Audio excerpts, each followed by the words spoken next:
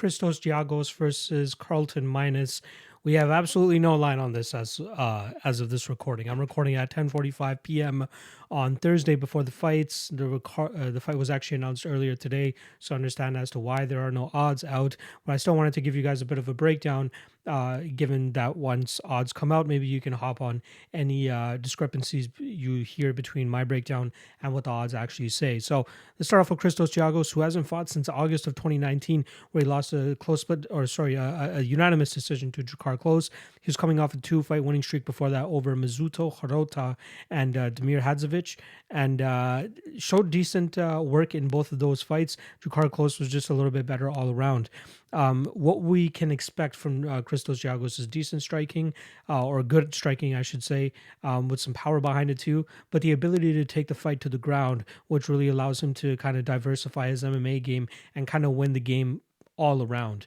Carlton Minus, on the other hand, seems like a guy that's just okay with the striking realm, works very well behind his lead jab, as I believe that's kind of like his path of victory in most of his fights, is just sticking behind that jab, throwing the two when it's necessary, but keeping his performances clean, crisp, and tight whenever guys are not able to really close that distance convincingly.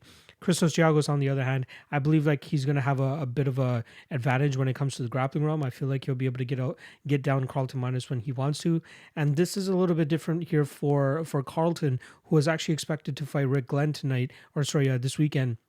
Rick Glenn pulls out, I believe, due to COVID, so he's not yet. Glenn did test positive for COVID, but he had a little bit more of a different game plan than what Giagos is going to bring to the table. So Carlton Minus is at a bit of a disadvantage in terms of what his preparation took to get to this fight, and now having to switch everything up 2 days before the fight, it's a bit sketchy. Christos Giagos, on the other hand, he was scheduled to fight Alan Patrick back in April. Obviously, COVID canceled that event, but he did pull out of that event as well too before COVID actually gave the final axe to it. So it's been a while since we've seen it. How good is he going to look? Can he actually give us a solid 15 minutes if he's not able to get Carlton out of there in those first two? Not really known to be a proven finisher or anything like that, nor is Carlton either. So I think as long as Christos is able to go in there and kind of get this fight to the ground early and often, he could, bank some rounds by just controlling Minus on the ground. Minus doesn't seem to have much off of his back, nor much of a threat in that realm. So I think Giagos should be okay if he's able to take it there. But I like Giagos here. Now it depends on the odds. If he drops at like minus 300, I'm passing. If he drops at minus 200, I'd be interested in possibly putting him in some parlays or something like that. I think it all depends on the number here that we're going to get on Giagos.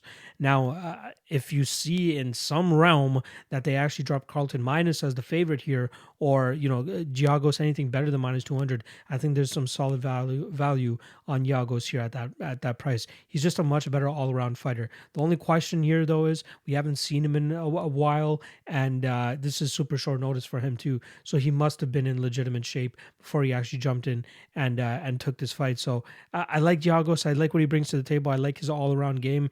I think he could definitely put it on Carlton Minus here. I actually just wanted to search up Giagos's IG to see if he's actually dropped anything about his training and what he's been doing in this amount of time. Seems like not much. He's doing road work. That was 3 weeks ago.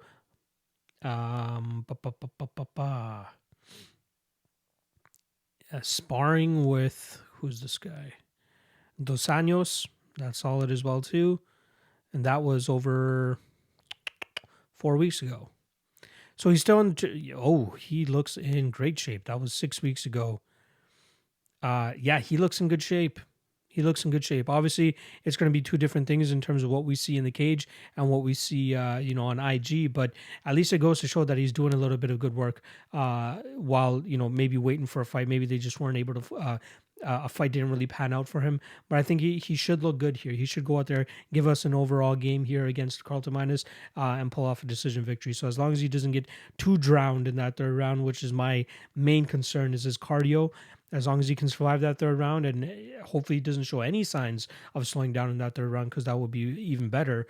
But he should go out there and win this decision victory over Carlton Minus, who, mind you, once again, another Alaska FC product, who you guys know I usually love fading. So, I'll go with Giagos here to win via decision.